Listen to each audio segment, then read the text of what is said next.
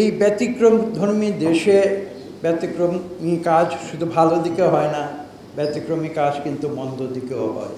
আমাকে ক্ষমা করবেন, আমাকে কঠিন কথাগুলো বলতে হচ্ছে। এই 54 বছরের ইতিহাসে এবং তার আগে 52 থেকে বলেছি, কেন বারবার আমাদের শহীদদের প্রতি শ্রদ্ধা জানাতে হবে? তাহলে কি আমরা ইতিহাস থেকে শিক্ষা গ্রহণ করি?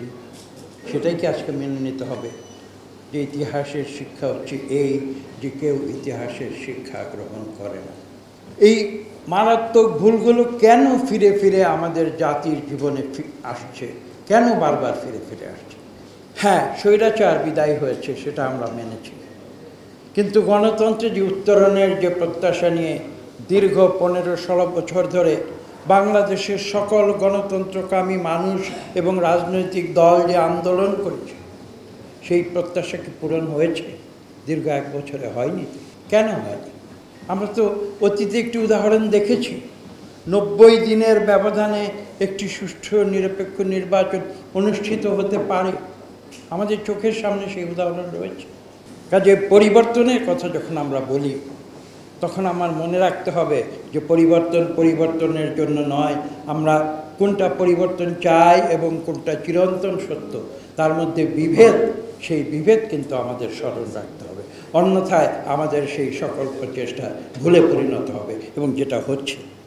সংবিধানের কিছু বাক্যের যদি আমরা পরিবর্তন করি, কিছুক্ষণ আগে যারা ছিলেন সেই আলোচনায় দীর্ঘ প্রায় 1 বছর ধরে বা 6 মাস ধরে যে আলোচনা হয়েছে, সেটা বোধহয় আশা করি শেষ হয়েছে। সেখানে যারা ছিলেন তিনি বলেছেন যে আমরা অনেক সংস্কারে আমরা সম্মত হয়েছি, সংবিধানের কিছু পরিবর্তন হবে। আমি স্পষ্ট করে বলে দিচ্ছি, অন্যান্য সংস্কারে যাচ্ছি না। সংবিধানের পরিবর্তন কেন? আপনারা যদি পুরো সংবিধান পাল্টেও দেন, তাহলেও কোনো লাভ হবে না যদি যারা সংবিধান তৈরি করে, যারা সংবিধান পরিবর্তন করে, এবং এই দেশের যারা মানুষ, আমাদের সকলের অন্তরের যদি পরিবর্তন না হয়, কোনো সংস্কারে এদেশে কোনো লাভ হবে না।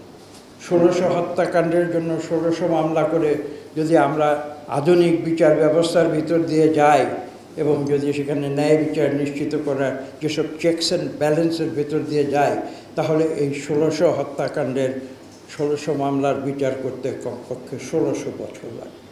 একটা সাধারণ অপরাধের জন্য আমরা সিআরপিসি ব্যবহার করি।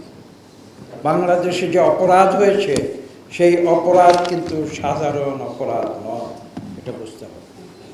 এই অসাধারণ অপরাধের জন্যে আমি আইনজ্ঞ নই, আমি ব্যারিস্টারি পড়িনি, কিন্তু আমি এখানে আরেকজন ব্যারিস্টার মধ্যে ছিলেন বা আরও যারা আছেন তাদের উদ্দেশ্যে বলছি, এখানে সাধারণ আইন দিয়ে এই অসাধারণ অপরাধের বিচার করা কোনোদিন সম্ভব। এই 1600 হত্যার জন্য একটি মামলা যথেষ্ট, যেখানে সেই 1600 যাদেরকে হত্যা করা হয়েছে, তারা প্রত্যেকে সেই মামলার যাদের উপরে অন্যায় করা হয়েছে, তারা হবেন বাদী, এবং তারা হবেন বাদী। যেহেতু তারা নিহত হয়েছেন, শহীদ হয়েছেন, তারা তো বাদী হতে পারবেন না, সরকার বাদী হবে।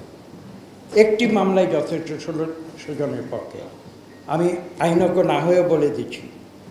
এবং একটি মামলায় এই 1600 জনকে হত্যা করার জন্য যদি 16,000 অপরাধী হয়ে থাকে, তারা প্রত্যেকে একটি মামলার তারা আসামি হবে।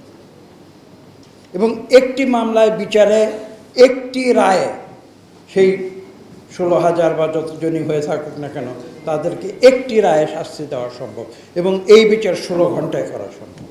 এবং যদি কোনো সাহসী সরকার থাকে, কিছু মনে করবেন না, সৎ সাহসী যদি কোনো সরকার থাকে, যারা সত্যে বিশ্বাস করে, যারা ন্যায় বিশ্বাস করে, যারা আইনের শাসনে বিশ্বাস করে, যারা মানবাধিকারে বিশ্বাস করে, তারা এই বিচার করতে 16 ঘন্টার বেশি লাগতে পারে।